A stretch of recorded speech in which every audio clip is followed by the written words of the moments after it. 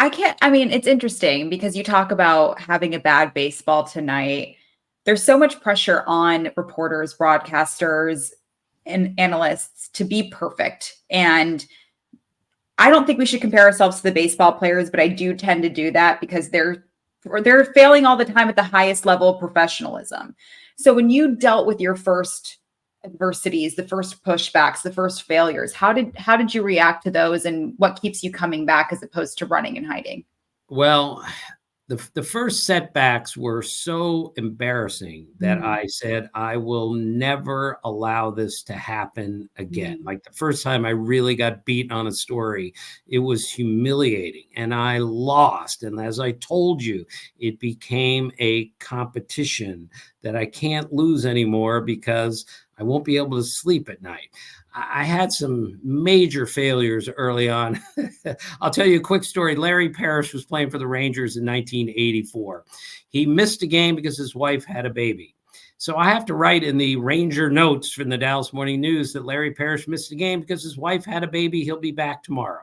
So I asked Doug Rader, the mischievous manager of the Rangers, is the baby okay? Is it a boy or girl? So he tells me it's a boy. His name is Buford.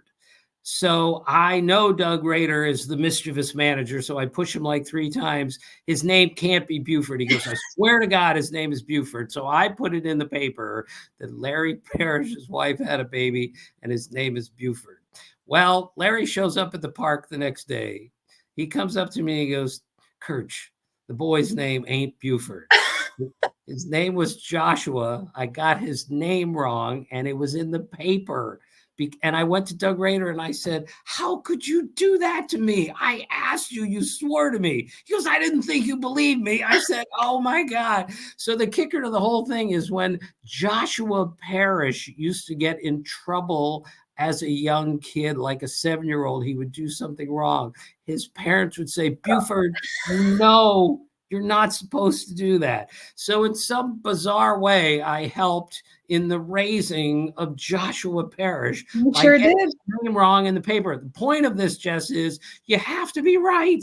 Mhm. Accuracy is all that matters. And even though no one got hurt by this, you miss a person's name, you get the score wrong, you get a fact wrong, you get an entire story wrong, you have lost so badly that eventually your credibility is going to be seriously at stake.